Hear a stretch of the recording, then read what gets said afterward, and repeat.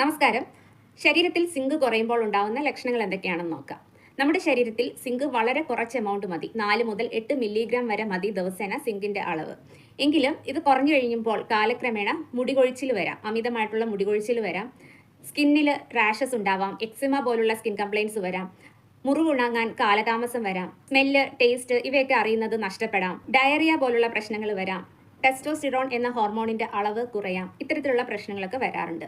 ഇപ്പോഴത്തെ പുതിയ പഠനങ്ങളൊക്കെ സൂചിപ്പിക്കുന്നത് ഇന്ത്യയിൽ തന്നെ ഏകദേശം 30% ആളുകളിൽ സിങ്കിന്റെ അളവ് കുറവാണ് എന്നുള്ളതാണ്. ഇനിയും കാലക്രമേണ ഇത് കൂടുതലായിട്ട് വരത്തേയുള്ളൂ. കാരണം ഇപ്പോഴത്തെ നമ്മുടെ ഭക്ഷണശീലങ്ങൾ, ഇപ്പോൾ പലരും റെഗുലറായിട്ട് കൺസ്യൂം ചെയ്യുന്നത് പ്രോസസ്സ് ചെയ്യപ്പെടുന്ന ഭക്ഷണങ്ങളാണ്. പിസ്സാസ്, പേസ്ട്രീസ്, ബർഗർ ഇങ്ങനെയുള്ള ഭക്ഷണങ്ങളാണ് കഴിക്കുന്നത്. ഇത്തരത്തിലുള്ള പ്രോസസ്സ് ചെയ്യപ്പെടുന്ന ഭക്ഷണം റെഗുലറായിട്ട് കൺസ്യൂം ചെയ്തു കഴിഞ്ഞാൽ തീർച്ചയായിട്ടും സിങ്കിന്റെ ഡെഫിഷ്യൻസിയും അതുപോലെ തന്നെ മറ്റ് പല ന്യൂട്രിയൻസിന്റെ ഡെഫിഷ്യൻസീസും നമുക്ക് വരാൻ സാധ്യത കൂടുതലാണ്. ഇതിന് ഒരു സൊല്യൂഷനായിട്ട് വീട്ടിൽ തന്നെ ഉണ്ടാക്കുന്ന ഭക്ഷണങ്ങൾ കഴിക്കാൻ ശ്രദ്ധിക്കുക. അതിൽ മുഴുധാന്യങ്ങൾ, നട്ട്സ്, ഫ്രഷ് ആയിട്ടുള്ള പച്ചക്കറികൾ, ഫ്രൂട്ട്സ്, ഇലക്കറികൾ ഇവയൊക്കെ ഇൻക്ലൂഡ് ചെയ്ത് ഫൈബർ കണ്ടന്റ് ആയിട്ടുള്ള ഭക്ഷണങ്ങളും എല്ലാം തന്നെ ഇൻക്ലൂഡ് ചെയ്തിട്ട് കഴിക്കാൻ ശ്രമിക്കുക. അപ്പോൾ നമുക്ക് അറിയാം, പലരും വീട്ടിൽ തന്നെ ഉള്ള കുക്ക് ചെയ്യുന്ന ഭക്ഷണങ്ങൾ സ്ഥിരമായിട്ട് കഴിച്ചിട്ടും പലതരത്തിലുള്ള ഡെഫിഷ്യൻസീസ് വരാറുണ്ട്. അതെന്തുകൊണ്ടാണെന്ന് വെച്ചാൽ ഇത്തരത്തിലുള്ള മുഴുധാന്യങ്ങൾ അല്ലെങ്കിൽ നട്ട്സ് ഇവയൊക്കെ കഴിക്കുമ്പോൾ ഇതിലെല്ലാം തന്നെ ആന്റി ന്യൂട്രിയൻസ് അടങ്ങിയിട്ടുണ്ട്. ആന്റി ന്യൂട്രിയൻസ് ആയ lectins, oxalic acid, tannins, phytic acid ഇത്തരത്തിലുള്ള പലതരത്തിലുള്ള ആന്റി ന്യൂട്രിയൻസ് ഇത്തരത്തിൽ മുഴുധാന്യങ്ങളിലും അല്ലെങ്കിൽ നട്ട്സിലും ഒക്കെ തന്നെ അടങ്ങിയിട്ടുണ്ട്. അതുകൊണ്ട് തന്നെയാണ് നമ്മൾ ഇതെല്ലാം നല്ലതുപോലെ കുതിർത്ത് മാത്രം കഴിക്കണം എന്ന് പറയുന്നത്. അപ്പോൾ ഈ ആന്റി ന്യൂട്രിയൻസ് ഇതിൽ നിന്ന് നീക്കം ചെയ്യപ്പെടും.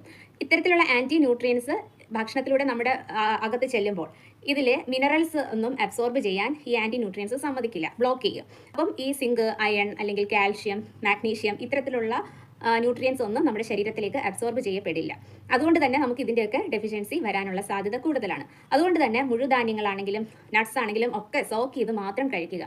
മുഴുധാന്യങ്ങളൊക്കെ സോക്ക് ചെയ്യുമ്പോൾ നമ്മൾ ഈ രാജ്മ അല്ലെങ്കിൽ കടല ഒക്കെ ഒരു ഓവർനൈറ്റ് സോക്ക് ചെയ്തിട്ടാണ് കുക്ക് ചെയ്യുന്നത്.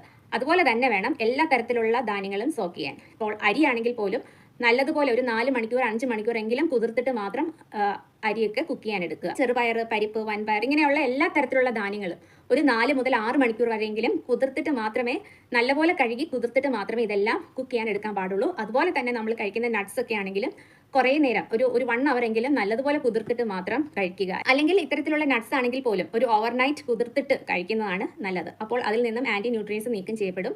അപ്പോൾ അതിൽ നിന്നുള്ള ന്യൂട്രിയൻസ് ഒക്കെ കറക്റ്റായിട്ട് നമ്മുടെ ശരീരത്തിലേക്ക് അബ്സോർബ് ചെയ്യും. ഇല്ലെങ്കിൽ ആന്റി ന്യൂട്രിയൻസ് ഇരിക്കും തോറും നമ്മുടെ ശരീരത്തിലേക്ക് ഇത്തരത്തിലുള്ള മിനറൽസും ന്യൂട്രിയൻസും ഒന്നും അബ്സോർബ് ചെയ്യില്ല. അങ്ങനെയാണ് നമുക്ക് ഇതിൻ്റെയൊക്കെ കുറവ് വരുന്നത്. അല്ലെങ്കിൽ ഇത്തരത്തിലുള്ള പയറുവർഗ്ഗങ്ങളൊക്കെ മുളപ്പിച്ച് കഴിക്കുന്നത് നല്ലതാണ്. അപ്പോഴും ആന്റി ന്യൂട്രിയൻസ് നീക്കം ചെയ്യപ്പെടും.